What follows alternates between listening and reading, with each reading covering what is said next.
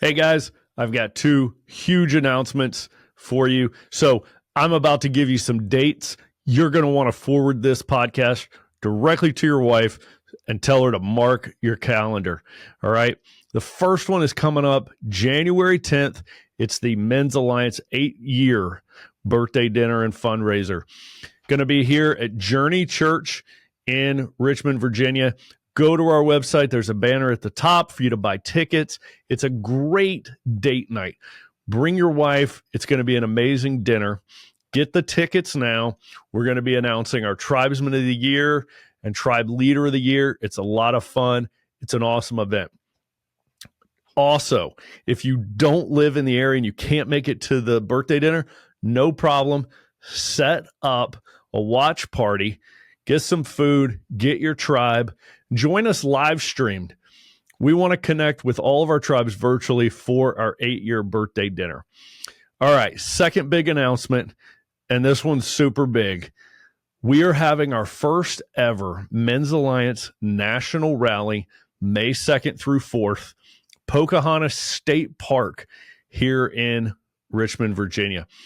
We have incredible guest speakers coming. We've got Greg Kokel, Stephen Mansfield. You don't want to miss it. You can camp out or you can get a hotel in the area. We are encouraging everyone to camp, road trip here, grill out. It's going to be amazing. We're going to have a booth giving Men's Alliance tattoos. We are going to have cigars. We are going to have sledgehammer throwing. We're going to have the Barbarian Games, and we're going to have a national all tribes. Guys, this is an unconference. This is going to be unlike anything you've ever gone to because nothing like this has existed. We are putting on a Men's Alliance style weekend for Christian men. The workouts, the speakers, the fires, the food, it's going to be incredible. Don't miss it. Go get your tickets. men'salliancetribe.com. All right, guys. Welcome to the podcast today. We got Paul Atkinson, call sign Rev. Rev, thanks for being with us today, man. How you doing? Yeah, you bet, man. And Goose, it's an honor. Honestly, how am I doing? I'm half scared and nervous just because I'm excited to be with you. But I know that this, the podcast is useful and so helpful to men's lives as they listen. And I hope today our conversation will be as well. But doing well. Thanks for having me. Awesome, man. So let's start off. Tell people what you do and where you're at. Yeah, absolutely. So, I'll say this as a clarifier because it may sound weird at times. I live in Pennsylvania. I'm from North Carolina. So, I say I'm in PA. I've been in PA for 17 years. What part of North Carolina are you from? I was born in Winston-Salem and then grew up in the Hickory area. If anyone knows where Maiden is at, little town of Maiden, and then in Rocky Mount as well in the east part of the state. So just down 95 from you guys there in the Richmond area. Yeah, sweet. But we've been up here in Pennsylvania. We live in York, Pennsylvania. Our church that I work for is all across central and eastern Pennsylvania. Have been up here in PA 17 years now. And I work for a church called LCBC. LCBC stands for Lives Changed by Christ. We're about 38 years old, and we've got 24 locations across central and eastern Pennsylvania. My title is Director of Team Development. The way I say it shortest is I get up every day thinking about our team and how to make our team better. And I've served in my 15 years on the team, I've served in roles. I started as a young adults pastor. I launched our 4th location, so I was a campus pastor for 7 years. I launched our residency program. We have a 2-year leadership development residency. And for the last almost 7 years now, I've been a part of what we call our ministry leadership team. And it's just the team that oversees all of the ministry functions of the church. And so I get up thinking every day about the 285 staff that we have, how to help them grow, how to make them better. And hopefully the next 50 or 100 that we're going to add to our team if God continues to give us opportunity to move forward and keep reaching more of the state with the good news about Jesus.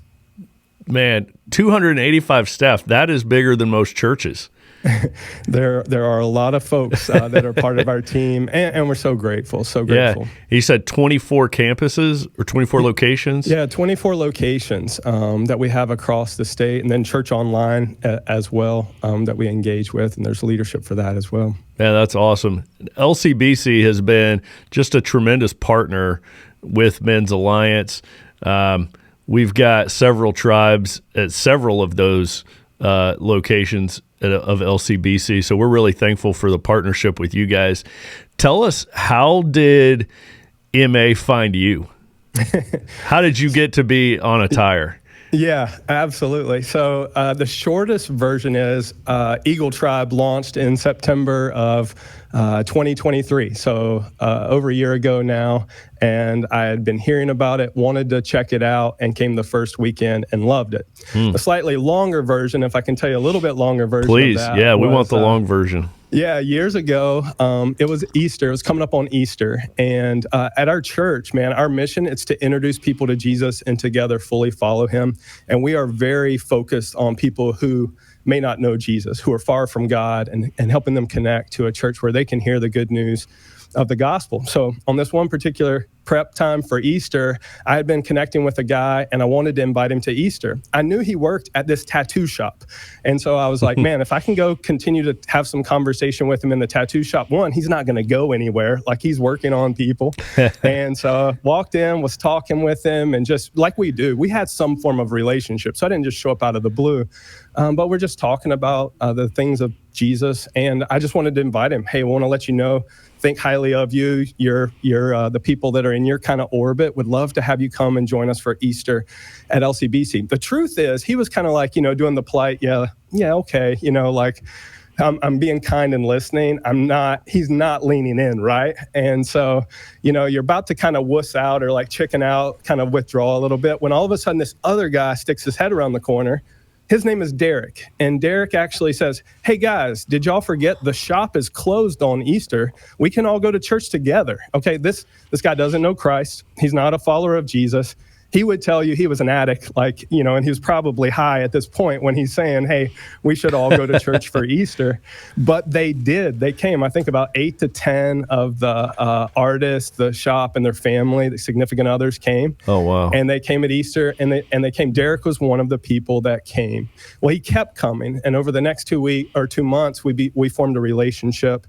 And it was probably June. We were preparing for this thing we do at our church in the summer called At the Movies. You know how like a lot of church, like summertime is like way down, everybody's out. Oh, yeah. In our church, July is our highest attended month of the whole year because of this environment we create called At the Movies, which is all about helping God's truth be accessible, and we'll use and leverage different means to present that, especially movies. And so anyway, Derek was helping me with Build Week. We transform our atriums, we build it out, make it look like scenes and sets for movies. And Derek's helping me work like we're building. And to be honest, I'm wanting to focus on the project, right? Like, I'm like, we got to get this thing done in these next 30 minutes or whatever. Derek's asking me question after question after question. And it took me much longer than I'd love to admit, but finally it hits me. Man, Derek's asking questions about Christ. Like, this is it, man. This is the opportunity. So we put our hammers and drills down. We go outside on the curb at the church, and we talk and answer questions. And right there, Derek prays to trust Christ as his Savior. So, fast forward a couple years, Derek's growing in his faith. He's connecting with other people, and he gets an invite to Men's Alliance. Actually, at another church, there was a tribe, shout out to the Lion Tribe at Living Word. That's another church that's in our area. And Goat invited him to come and be a part of Men's Alliance. And from that, it just really catapulted Derek's faith forward. It helped him grow in his faith. It helped him grow in his leadership. He ended up at another church helping them start a second tribe and leading that. And he's recently actually transitioned that tribe leadership to another guy. But Derek is what brought me to Men's Alliance. Most of the folks in MA world would know him as Torque. He's pretty popular around there. But I got to MA through Torque, and Torque got to Christ through a conversation we had years ago. Man, that is absolutely incredible. So you brought him to Christ, and then he brought you to MA. Yes. Man, that's awesome. And down here in Virginia, we call him Torque North. Torque North. Okay. He's our Torque North because we got a Torque South down here. And Man, that is so awesome. And so, by the way, since you mentioned going in to their tattoo shop, Yeah. we're going to shout out to Grindhouse Tattoos. Yeah. And they're actually coming down here, bringing some artists down to our national rally in May. So I'm excited about that. That's going to be really cool how God has used Derek, how he's used his wife, how he's used Grindhouse, in just so many different ways. So many men have been brought closer to God through their work, through their livelihood. I think that's really cool. Absolutely. So what was your thought? I'm especially curious. I want to pick your brain about so many things because, you're a pastor, and I'm always curious how we look from a pastor's perspective. What were you thinking the first time you went to MA?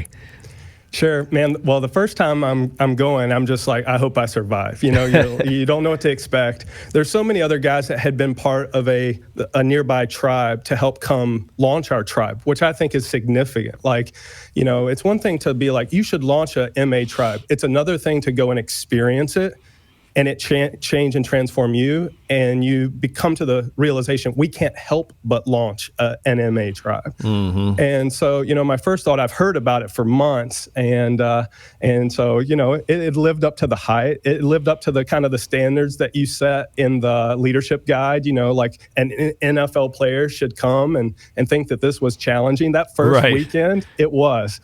And I've worked out for a while, like my wife's actually involved in health and fitness. And years ago, I used to do CrossFit as a way to meet lost people, but also to work on your personal and physical health and your mental health, to be honest, too. Yeah. And so, my first weekend, I was like, man, this is the best thing that I've been to since CrossFit. Like here we are in the parking lot doing something that's wildly challenging that I'm going to feel for a couple days, and, probably my second thought was, hey, it's amazing how guys are leaning in. Like there was no warm-up period to the level of honesty, to the level of authenticity. Again, that probably was helped by the fact that so many guys had been a part of it nearby, and they brought that culture right into it. So you didn't have to teach guys how to do that. You were modeling for them. And it was amazing to see guys who hadn't been connected with MA reciprocate, right? Hey, if you'll be vulnerable, I'll trust you. We'll build this trust. I'll reciprocate. And then the third thing I thought was, this is the easiest invite I can make. I told you, our church, we're excited about reaching people with the good news about Jesus.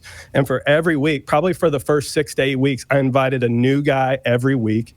And it was an easy yes. There's definitely times where you're like, man, is someone going to want to come to church? Whatever. And each person I invited, they're like, I'm down for that. I'm down for that. Some of those guys were, very involved in our church. Some of them had been on the fringe for a while. And some that I've invited, don't know Christ at all. It's fun right now. My girl, I have 4 daughters. 3 of them play basketball. And the parents that I'm trying to build a relationship with, I got the husbands asking me about it. Hey, I see you post about this. I see you doing this thing when we can do it. Some of them do triathlon. Some of them were former soccer players, things like that. So it's something that easily gets the attention of others.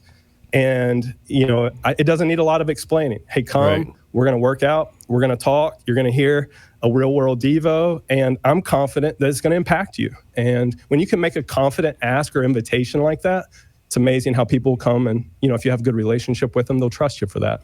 Man, that's so good to hear. I think that's something that we really don't talk about enough is the fact that, Men's Alliance does make for a very easy invite.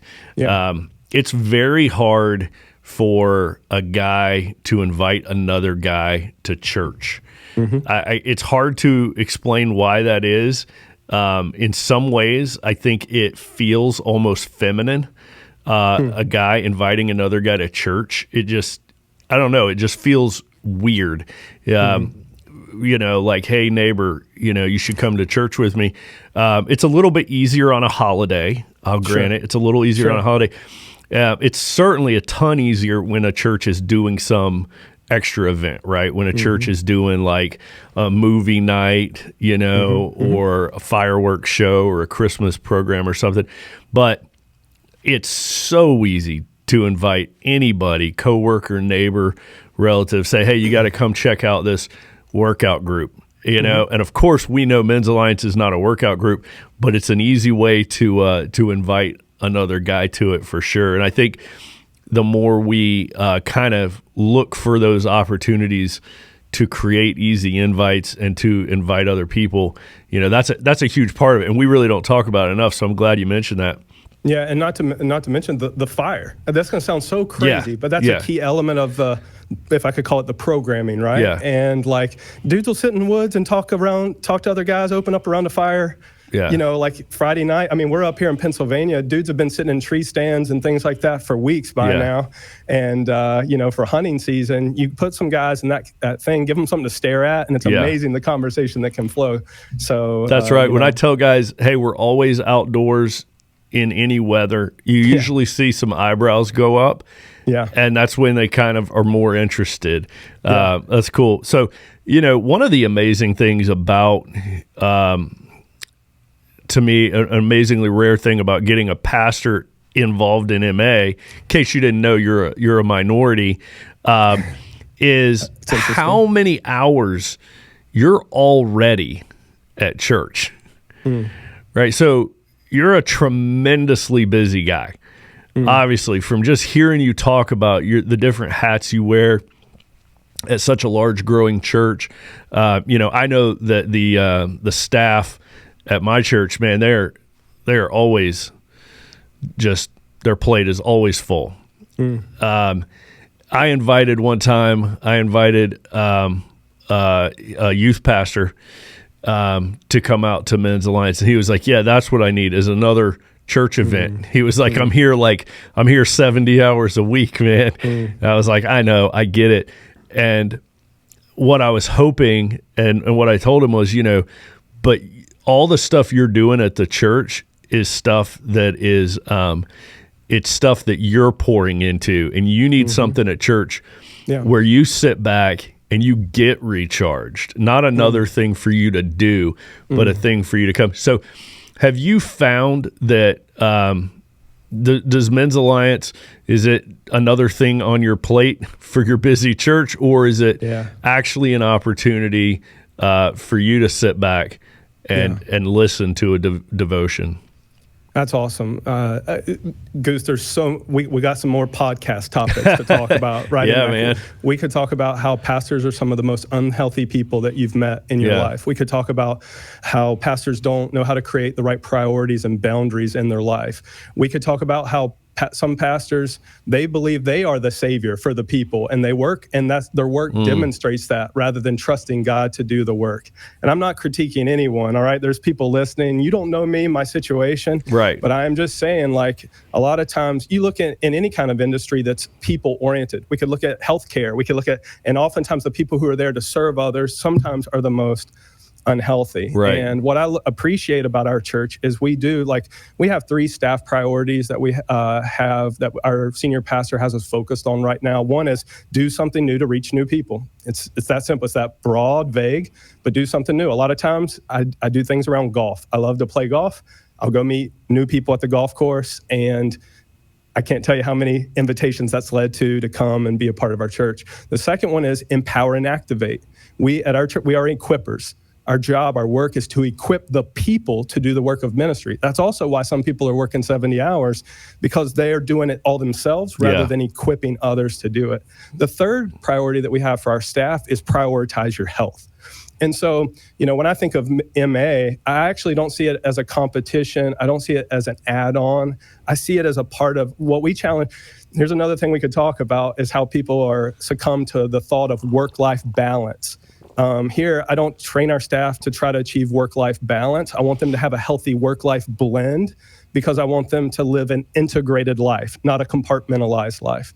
So for me, this is a long answer to your question, but like MA is just a part of the integration. It's like a place that I can come. I'm going to work out anyway. Why wouldn't I want to do it with other? I enjoy company because it's too easy for pastors to be isolated. Yeah. They're around people all the time. They think people don't understand. No one knows what I'm dealing with. They're not honest about the stress, the strain, the pressure they feel. And so the last thing they want to do is have to show up to an authentic place and vomit, what's really happening in their life. It's much easier to hide. And, so for me, MA is not one more thing. I'm going to prioritize my health, and it's going to help me physically. It's going to help me spiritually. I told you mentally as well. That's a huge one we focus on with our staff, having a good headspace, having a healthy headspace. And so at our tribe, I think what I was worried about is they're going to be like, oh, the pastor's here. Let's give him a responsibility, right? And what I love is when I show up, there's a few people that introduce me as Pastor Paul, but like most people just say Paul. Actually, I don't even say Paul. Rev's here, and I'm able to, I want to say sit back. I'm definitely able to have my bucket filled, but a lot of that happens as you connect with others. I've done the things that we encourage men to do, lead a fire, lead a workout, lead a Devo. I feel like my greatest contributions to the tribe is not trying to take on greater ownership or be the Devo chief or something, but it's to actually encourage those who are in those positions. Yeah. And honestly, the greatest way I help them with the way I'm wired is keeping the culture strong. That's what I do for our church. And so again, I'm not doing something different at MA. I'm just living an integrated life of who I am and who I show up, and I'm showing up in that space and doing the same thing, coaching them. Well, hey guys, let's keep the culture strong. Let's say no to all the other good things we could do to add on. Let's run the play. Let's make the play stronger. And so for me, I'm just doing what I do Monday to Sunday. Yeah. And it's just natural. So no, it is not one extra thing. It's also on Saturday morning, man. I get home and my kids are still in bed. Yeah. And so it doesn't steal away from something else that I prioritize, which is my first investment in my wife and my family. It's on my time. It's for me, and it helps me show up better in all of those environments that I just described. Well, that's certainly what I've found to be true in my life as well, is it does help me show up better. Saturday morning is the most popular time. It's the most common tribe meeting time is Saturday morning, although we've got tribes every night of the week. Yeah. But yeah, I love the Saturday morning because most guys can get back home before their family's even awake, right? So it's just such a great way to start the day. But that is so amazing that your church, out of, they pick 3 things to emphasize, and one of those 3 is take care of your personal health, which is so refreshing to hear. That's so great to hear. Why is it, do you think, pastors are so unhealthy in general? So that's a really big question. Yeah. Do you want to ask it a second way, or is there a more specific? Because I want to be careful. I don't know that they are in general, but I think many would, if they could be honest with themselves. Just like I don't also want to give the impression that I'm a model of health. I mean, like I have my own struggles. I have the things that I'm working on. Sure. Let me say it this way. What do you think are some of the trappings that in our culture entangle pastors and church staffs and pull them in the direction of unhealthiness? Yeah, that's great. So let me see if I can think of 2 or 3 things. The first one that comes to mind is our inability as church leaders to focus on the best things. So there's a lot of good ideas, a lot of good things. In fact, you'll have usually not lost people, but you'll have other Christians in your church that'll be like, we should do this thing and we should do that thing. And hey, what if we did? Oh, and so down the road, guess what they're doing? And so there's nothing wrong with those things, but a lot of times the good things distract you from being laser focused on the best thing, whatever that is for your church, At the end of the day, we've all been given the same charge, right? Go and make disciples of all nations. There's a lot of different ways to do that, right? And so, sometimes I see people become overwhelmed because, they've taken on too much, said yes to too many things that really aren't helping them if I told you basketball, I'm a coach. So like I love coaching. They're not clear on what helps us score a goal.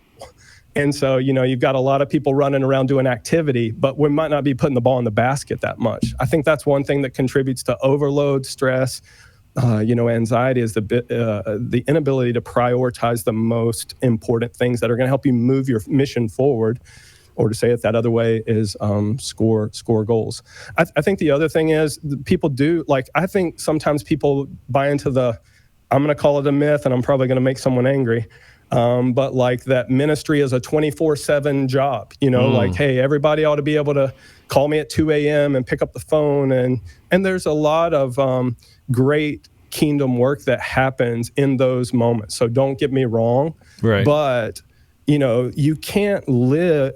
I don't think it's easy to have sustained health if that's the way you're living 24/7. Boundaries are healthy. We see Jesus withdrawing. He spent time alone. You know what I mean? So he knew how to draw some boundaries, even while giving his best to the people that he was ministering to. That's right. And sometimes when people need all your prayers and healing, sometimes you just need to go boating.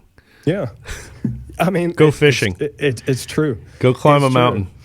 Or you will be better at helping them walk through the real things of life if you have gone boating, if you've played golf. And some people would see that as selfish. Someone would say, well, how could you turn someone away? Here's what I know. That guy who calls me at 4 a.m. saying, hey, man, my marriage is falling apart. Hey, she's packing up her stuff right now. Mm-hmm. First of all, I'm not going to answer that call because my phone's not going to ring at 4 a.m. But I don't say this insensitively, but here's what I know. That marriage didn't get to that point in the last 4 hours. Right. Oftentimes it's weeks, months, years of poor choices or the wrong investments that have led to them. So there is no way I'm going to be able to save that at 4 a.m., Right. And that doesn't mean we shouldn't pick up the call. That doesn't mean someone doesn't pass away and we don't go meet them in their time of need. Don't send me an email later, but we should have boundaries. And a lot of people in church I don't know what causes us to buy into that I should be on 24/7, that I should be accessible 24/7. But I think we try to model that for our team. And there's people on our team that struggle with it, right? Yeah. And there's seasons where I struggle with it because of what's happening, the importance of the moment, the individual, the context. But I also have to have some things I'm committed to, or else everyone else will take from me. Man, that's so good. It's not selfish to have some boundaries. No, absolutely. Yeah. The term compassion fatigue is very real. Also, it's called secondhand PTSD, right? And it's where helping people so much has now drug you down and fatigued you from trying to do too much for too many people. My mentor in counseling, he said, when somebody would call and be like, hey, it's an emergency, my wife's leaving me, whatever, he would say, when did this problem first begin? Right. And the answer is always, oh gosh, started years ago, I guess, right? It wasn't 15 right. Minutes ago. He'll say, okay, then we're probably not going to be able to fix it this afternoon. So, I'll meet you in the office on Monday morning. I think that's a good way of putting that into perspective. I also feel, and this is true for, just me in Men's Alliance. It's probably true for a lot of tribe leaders, a lot of CEOs, not just pastors, but certainly I think it's got to be true for pastors, is once you kind of are on the top of your organization and people are looking up to you, I think it becomes very, very difficult to be real about your problems because everybody's got to think, oh man, this is the pastor. Yeah. Oh man, this is so-and-so, right? And now, the entire model of Men's Alliance is built around being real. Yeah. The whole thing is about real world devotion. We're going to be honest and real about our struggles, about what we're going through. And so the whole thing doesn't work if you pretend that you're fine. And I think that's got to be a hard place for a pastor who's getting up in front of his congregation on Sunday morning, teaching the Word of God, and then being able to have that vulnerability around the fire as well. Have you seen any sort of this tension? Do you think it's there? Yeah, I definitely think it exists, right? Or I'm tempted to feel that way as well. What's helped me, and probably where there's good alignment with our church, is we have 4 core values. We focus on others, so we're all about lost people. We execute with excellence. We prioritize relationships, and we live with authenticity. So those last 2, that we prioritize relationships and we live with authenticity, create I'm in a natural culture all throughout the week where I don't have to front, where I don't have to fake it, where Christians are known for putting on a facade. We know you're not perfect. I'm not perfect. Let's acknowledge that and just interact like we're real humans. So I benefit from that type of culture. That wouldn't be the culture that each church staff has, right, or each pastor would lean towards. And so I can understand why it feels risky. I also think if you're not careful, our enemy wants you to believe that. Oh, 100%. Believe that you couldn't be honest that way. They couldn't know that you struggle with porn, or don't tell them that. Like any of the things, or honestly, that you're medicating with alcohol, or that whatever it is. And so the more and more you buy into that, the more and more you hide, you withdraw, and it only becomes a bigger mountain to get over as far as, will I be authentic? Will I share? Now, let me say this. I do think there's a right way to share. Sure. There has to be an emotional intelligence, and we would know that to be true about leadership anywhere. That you can ease it takes a lifetime to build the trust with others. It can be ruined and lost really quickly, right? So I do think there's a right emotional intelligence that you have to be shared, and you might share with 3 guys at Tribe what you might not share with 30 guys at Tribe, Right. But I hope that each pastor would have an outlet, that would pursue an outlet, rather than just be tempted to kind of like, no one gets me, no one understands. I might lose my job. I might, any of those things. Who you are as a pastor is much more important than what you do. And I don't mean as a pastor title. I mean who you are as an individual, as the person that God wired his goodness into you, someone who's made in the image of Christ. That's way more important. Your becoming is way more important than your doing. It's hard to become someone greater. It's hard to follow. It's hard to surrender more when you're holding on or nervous about the perceptions, what's at risk, what might be lost. And I do know that's hard for many pastors. Yeah. And, it's my desire that pastors will be able to connect in a tribe, and that will be a place for pastors where they feel like they can just show up, relax, not lead a thing, right? And just be real and get the band of brothers that they need, the workout they need, the Devo that they need. And it will be a 1 hour each week that pours back into them and fills them up. In fact, in the very beginning of Men's Alliance, when there were just 1 and then 2 tribes, I would tell the guys, be like, listen, if and when the pastor shows up, like, don't ask him to do anything, right? Don't ask him to lead the Devo or lead the prayer. Man, just let him be a dude. Just let him be a dude sitting by the fire. So, I think as we continue to grow, we're going to continue to bring in more pastors, and this is a great thing. But I think we've got to constantly be kind of messaging this to create that space where pastors can come be just as real as the rest of us and not feel it's another church duty. Men, are you in the market to buy, build, or refinance a home? If so, you got to contact Chris Norwood, call sign Coop. He's with Town Bank Mortgage, and he's been doing this for over 22 years. He's licensed in 16 states, and he can absolutely help you get the house that you need to get. Contact Coop at Town Bank Mortgage. You can contact Coop at 804-439-3206. That's 804-439-3206.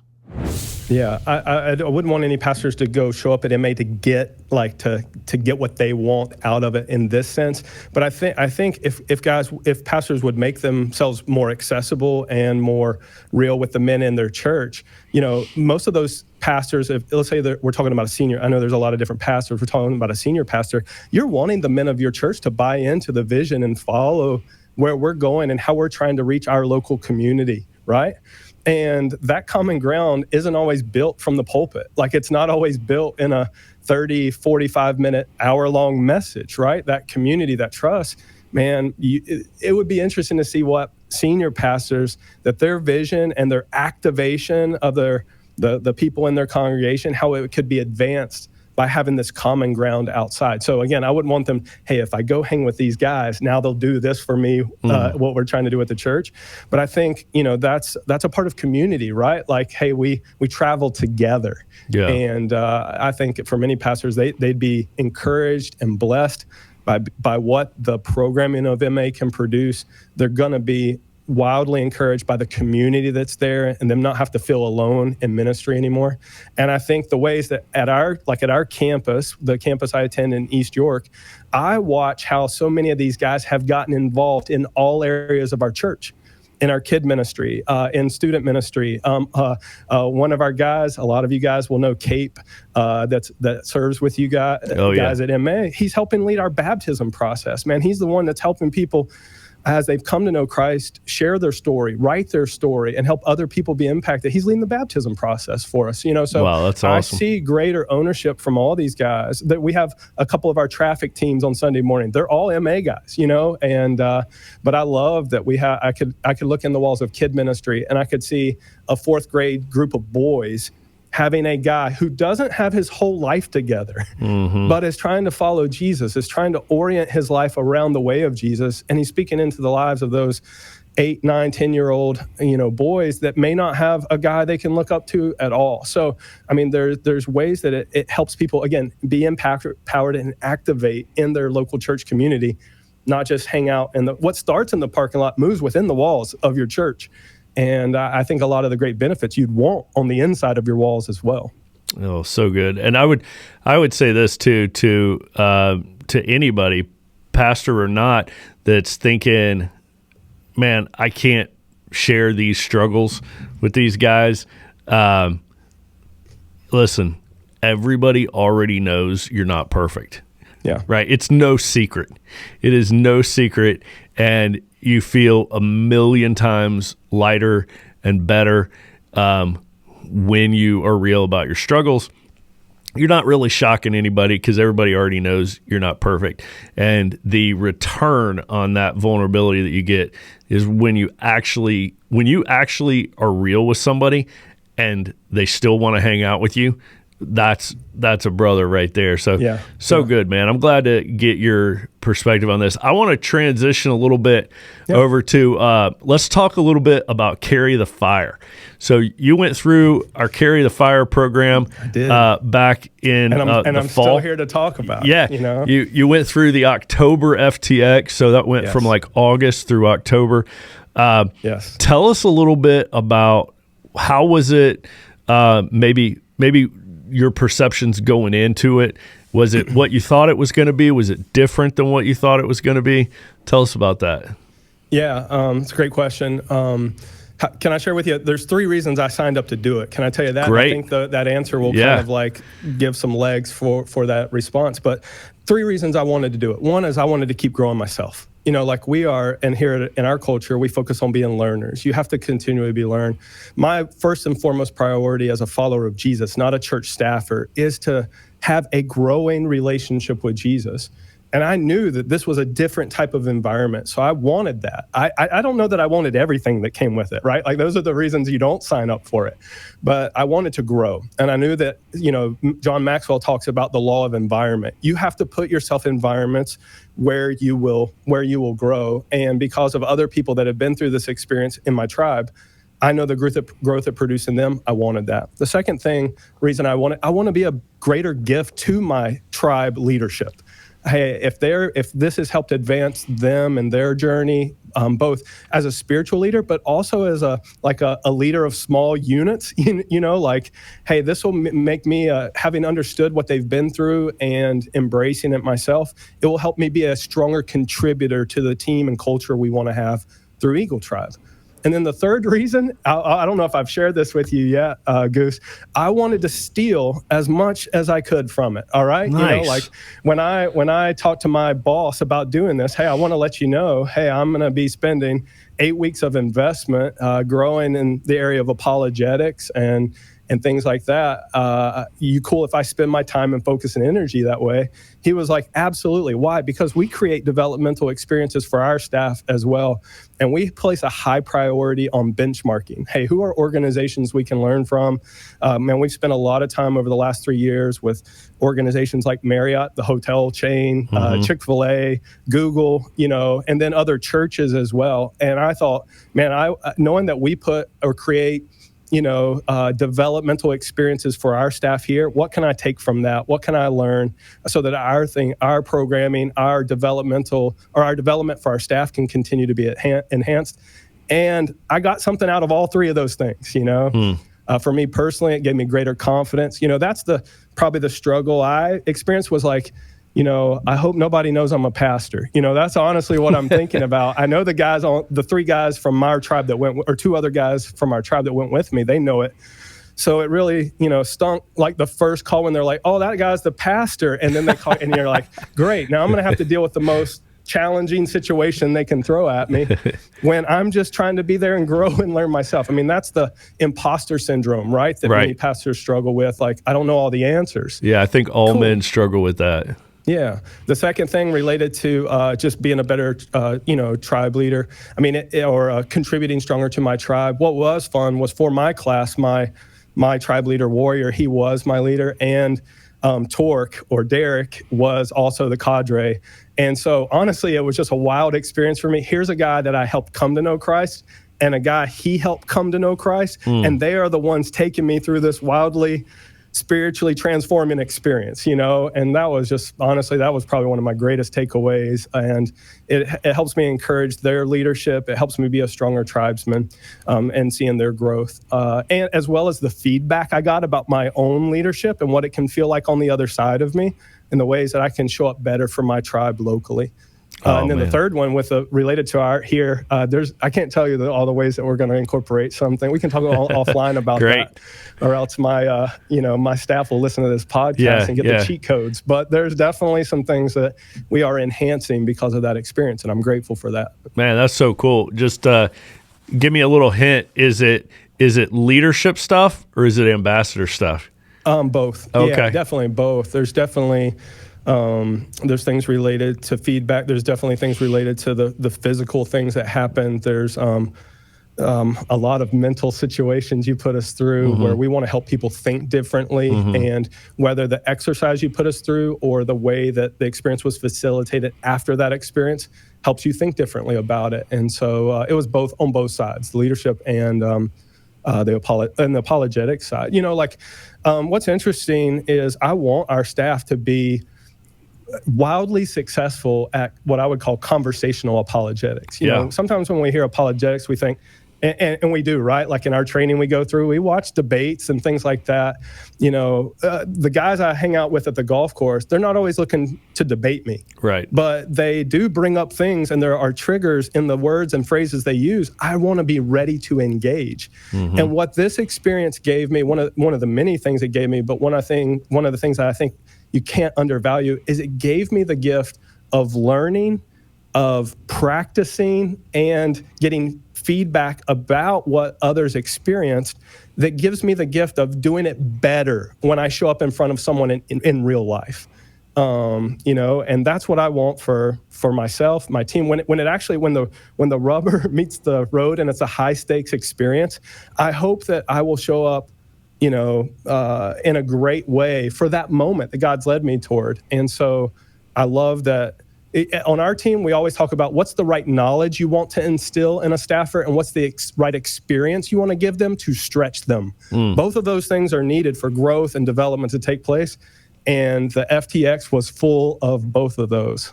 Man, that's so good to hear. And for, if you're listening to this, you're not sure what on earth we're talking about right now. So Carry the Fire is our training experience that we've designed. It's got two purposes. It's to make you a better leader and a better ambassador for Christ. So it's very narrowly focused. Everything we do is either on leadership or ambassadorship. I don't ever use the word apologetics when we talk about Carry the Fire. It may be on like one or two, very obscure references, but I try to just say, instead of apologetics, I try to say, be able to explain what you believe and why. Because that word apologetics, it's confusing and it sounds very academic.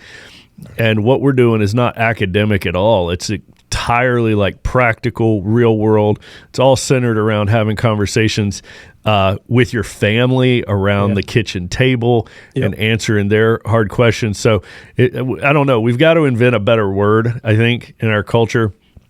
Until we think of a better word, I'm just going to say, being able to explain what you believe and why. And, we know that as men, we don't ever want to look stupid, right? Like this is just something like men, we spend our whole day just trying to not look stupid, right? And this is why I don't talk sports with anyone ever, right? I don't know anything about who's playing for what team. I lost track of that, right after high school. And, we don't want to enter into a conversation where we're ignorant and we're going to look dumb.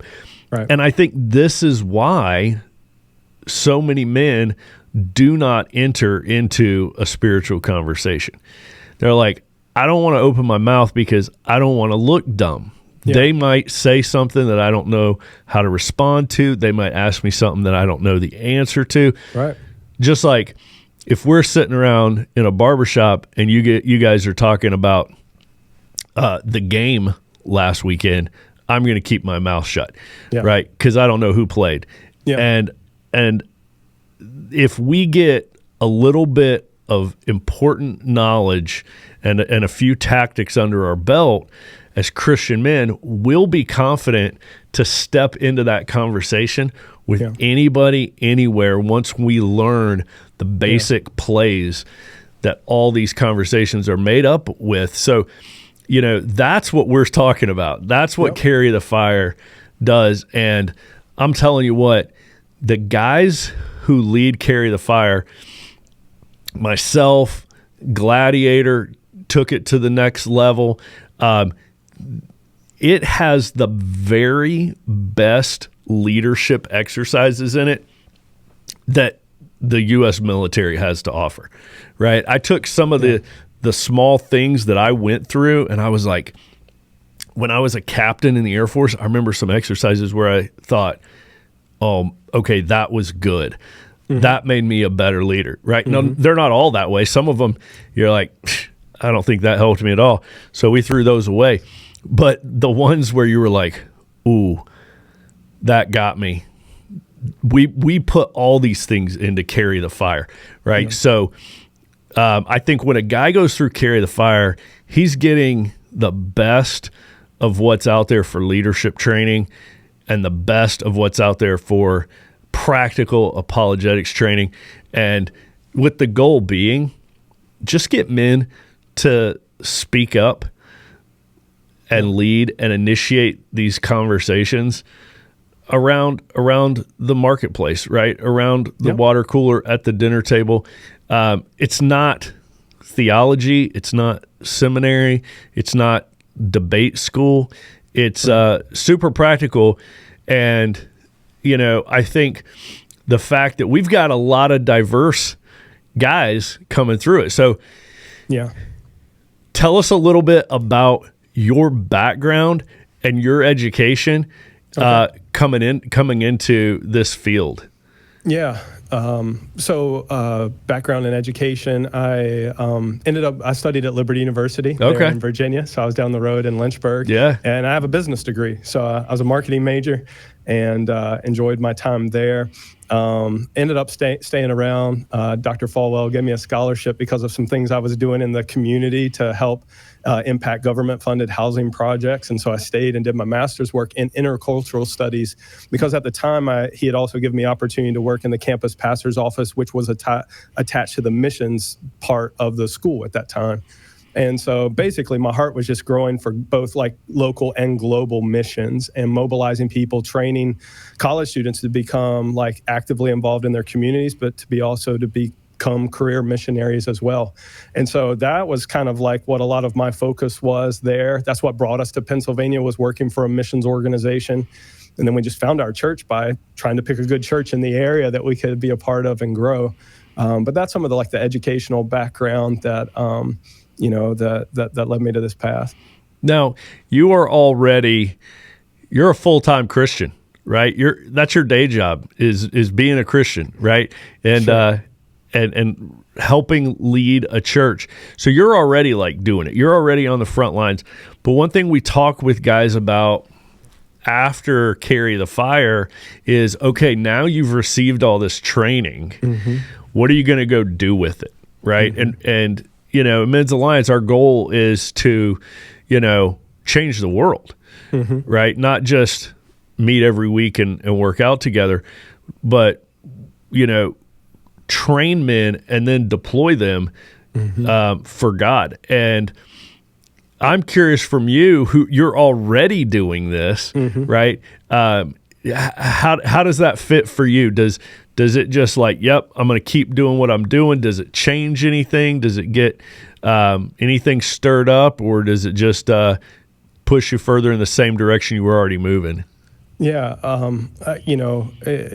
I wish my wife and my girls were here and they could answer for you. Hey, how does Dad or how does Paul look different? Over the last few months. They don't call you Rev? That experience. They don't, no. Although they're the reason, one of the reasons I got my call. So a lot of getting my call sign wasn't related to being a pastor. Oh, okay. It was other things like the way I bring intensity to the people around me. Nice. The way that I elevate people. I love riding motorcycles. And okay.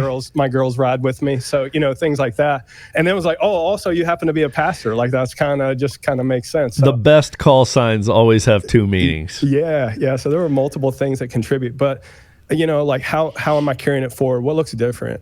It's definitely, I think my wife and kid girls would say, hey, there's ways I could see you being different. They've commented on a change in my posture. It is what's crazy about sometimes as a pastor, you spend all day pouring out for others, and those people who are closest to you, at times get the worst parts of it. They get if you're not careful, they get the leftovers. Yeah. If you're not careful, your most important moments are where you're so emotionally thin that it takes the smallest thing just to trigger a response that you would never hope to be on the other side of. Yeah. And so I think they're seeing a difference in my posture. I think one of the things I wanted to do is, that I have done every school day since getting home from FTX is I've taken time to pray with my girls before they get on the bus. And we prayed as a family or pray around the dinner table. But man, I've wanted to seize the opportunity to help set their attention for the day in a divine direction, And so, even if they're running behind, we haven't missed it. Man, let's take a moment. It can be a quick prayer, but let them know this is what we're focused around today. That's for me, so awesome. It's also just there's different. I would say this was a part of my practice, but I'm definitely up in the ante related to just Bible memorization. There's in MA we have monthly Bible verses. We want to have God's word hidden in our heart. And, sometimes one of the things that I push on our pastors that if I'm honest, I'm concerned about is we can become such great Googlers of God's word that we actually don't know God's word. I know just as much about God's word as I do repairing a torn ACL because I can Google it and I can sound like a competent person because of what Google provides for me. Well, I feel like it ought to be different with God's word, right? It ought to be in there. It ought to be inside and lived out as well. Well, it's hard to live it out if it's not inside of you. So, I mean, definitely right now I'm doing a barbarian push-up challenge, where we're doing these barbarian push-ups, and at the end of every rep comes reciting one of our memory verses. So that's moved from being an occasional practice to a daily practice. I'm grateful for that. Man. And then for the work I do, you asked, it's definitely given me ways to even enhance or improve how I give feedback, the timing of feedback. I give a lot of feedback. If you came and talked to our staff, they're like, hey, if you want to know the truth, that dude's going to tell you the truth, and in a way that's helpful, in a way that helps accelerate you, not just breaks you down. Yeah. People don't need that. Yeah. So it's helping in that ways and in some practical applications in different settings as well. Man, those are just good. A few of the ways. Man, I could tell you a lot more, but those are a few things that I've gained from it. I think my family's grateful for, and hopefully over time, the people I serve with and work with at this church, they're better because of it as well. Man, those things are ones that you just listed are very near and dear to my heart as well, right? It's amazing to me how I can't even figure out why on earth this is or how this got this way, but somehow, bizarrely, in our culture, in our American church culture, somehow memorizing Bible verses is for kids. I don't get that. How on earth this happened? Somehow memorizing Bible verses is what the children do in children's church. And then the grown-ups, we just Google it, right? And this is why I'm so passionate about Men's Alliance is going to make you do burpees if you don't know your Bible verse, right? And it's like, absolutely. Hey, we're men. We can memorize some Bible verses, and we don't even make it hard, right? All except December, right? But all the other 11 out of 12 are pretty easy. And come on, men. Let's if our 8-year-olds can do it, let's make ourselves do that. And then the other thing you mentioned is just leading your kids in a prayer every morning. It's just, that sounds so simple, but it's probably one of the most important things we'll ever do on this earth, right? Is just take the time to do something that simple, that fundamental and basic, but consistently. That's, to me, that's what leading spiritually looks like. Too many men have this picture in their mind of leading spiritually looking like, having like a seminary course every night in your living room when, man, it's just, let's just start with a prayer, right? Just start with a prayer, or maybe one Bible verse a month, maybe an MA verse, right? That your family learns on the fridge, something that simple. That's what leading spiritually looks like. So just those really simple things. And then I'll tell you, one of the things that, man, I've failed so much as a parent, so many times, so many ways. One of the things I'm best at as a parent is apologizing. I have gotten really good at that over the years. Every one of my kids, at some point, I've gone to them and been like, hey, listen, I messed up. I was wrong. I lost my temper. Will you forgive me?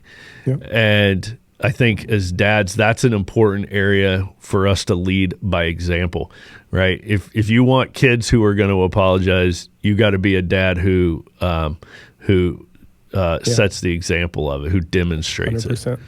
And so, all right, Rev, what would you say? What's your thoughts on churches that don't yet have an MA tribe? What do their pastors need to hear from you? Yeah, that's a great question. I mean, the most simplest thing I could say is if there was a tribe within 2 hours of you, I would say go experience it. I don't want to sell it on the thing. I want you to go experience it. Yeah. And I believe if you experience it, you will see that it will be easy to see the value. I think it will be easy to think of how it would make you better. I think it would be easy to see how it would make the men of your church better. If you are considering it, I would encourage you to call the pastor of a church who has it and ask them, tell me how it's shaped your men differently. Tell me what you're seeing in your men. And I'm pretty confident that if you do, there's going to be some great support support for that. Let's be honest, and you would be honest about this too, Goose, right? Like, there are a lot of great things that can happen for men. There's a lot of ways to impact men, reach them. Yep. I'm really appreciating this approach because of so many of the reasons that we've just talked, and would be a strong advocate for it. But investigate it, check it out. Don't think it's not for you. That's probably what I would say, because again, it's definitely it's of great benefit and value to the ways that I'm wanting to grow as a husband, as a father, and leader. Man, that's so good. Exactly right. We're not selling anything. We're giving this away. I had a lunch one time, this was a couple years ago, I had a lunch with a pastor, and it was just weird. I couldn't figure out what was weird about this lunch and this conversation, and I felt like he kept asking me kind of the same question. I kept answering, and then he would ask it again in another way, and I'm like thinking, am I not explaining this right? It just felt like we weren't clicking. And then, like, near the end of the lunch, he goes, okay, so let me just be straight up with you. How much does this cost? and all of a sudden, I realized what he had been saying the whole time. And I was like, dude, this is free. Like, we're not charging. He said, everything about him changed. His demeanor changed. Yeah. He was like, oh, man, I thought for sure you were going to tell me this was like $25,000. Yeah. And he was like, everybody's always telling us about ministries that they want to sell us. And so that's how I learned, oh man, I need to lead with this is free, right? Yeah. In fact, we're going to give you stuff. We're going to send you stuff that our other tribes have paid forward, right? And we're going to help you get started. And there's no membership dues, and we're a nonprofit and all this. So it's like, yeah, we're not selling this. We just believe in it, and we want you to just see it for yourself. And I'll add this to what you just said. If you're listening to this, and if you're a pastor and there's not one within 2 hours of you, let us know, and we will look into bringing a Start the Fire to your area, or bringing you here, right? So even if you're not within a driving distance of one, still reach out to us. We will figure out a way to bring it to your area. Also, I wanted to use this podcast to announce this. Any guy on church staff, if you're on full-time church staff, we want to make Carry the Fire at no cost for you. So we already offer scholarships. We give away a lot of scholarships to Carry the Fire because while it does have cost and we try to cover our overhead with it, we don't want money to stand in the way of anybody being able to come to our Carry the Fire. So we absolutely will give that at no cost to church staff members. That's awesome. We want you guys to just come through it, experience it for yourself, and we would love to work with you and your team.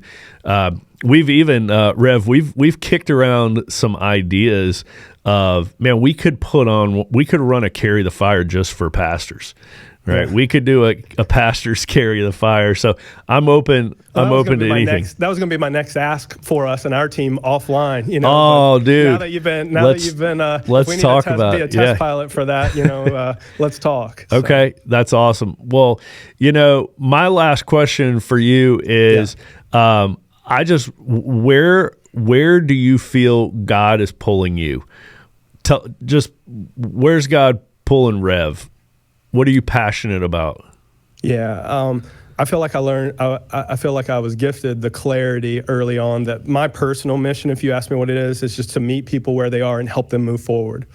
And whether that's spiritually, whether that's professionally, whether that's in their business, whether that's in their marriage, whatever it is. And I mean, what am I excited about or feeling compelled to is just, especially with the opportunity and where God's placed me now, I want to continue to see people, all people, especially men, reached all across the state of Pennsylvania. And I want to help advance that. I want to help equip people. Again, here at our church, man, we focus so heavily on Ephesians 4, 11, and 12, that their work, the pastors, the teachers, the whatever you want to call it, the student ministry directors, the graphic designer, whoever's on your church staff, their responsibility is to equip God's people to do the work of ministry.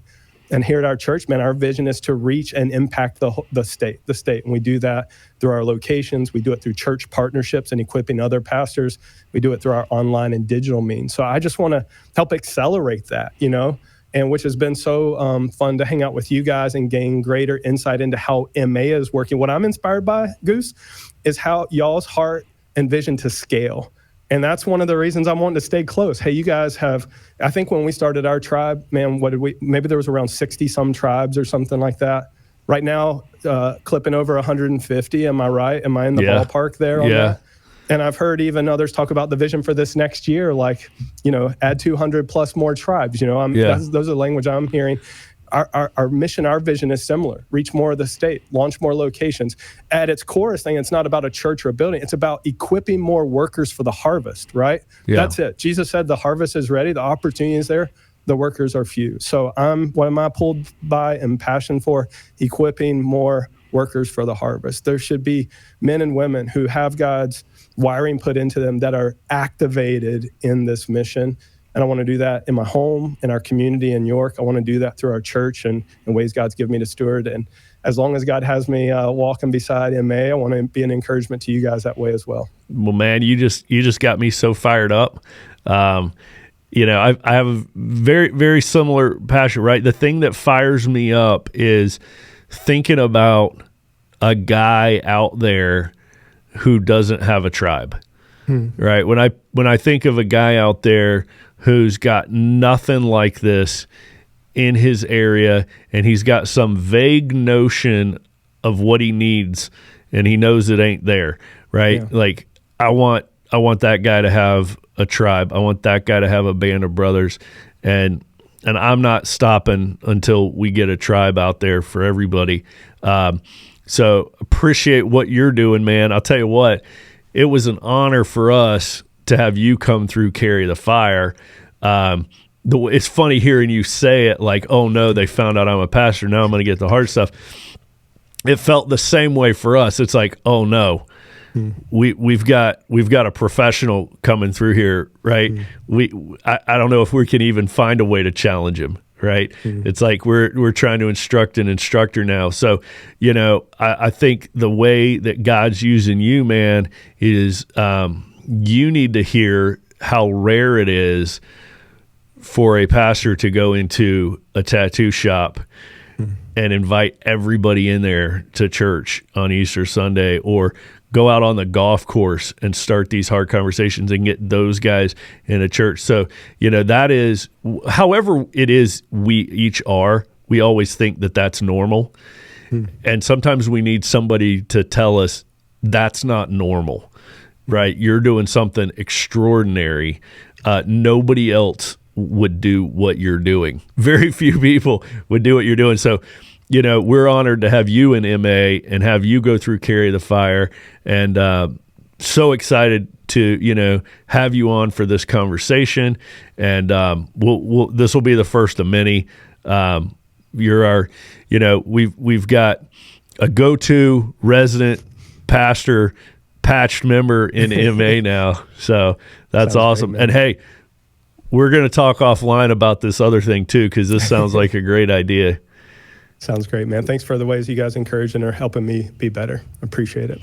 Awesome conversation, bro. Thank you.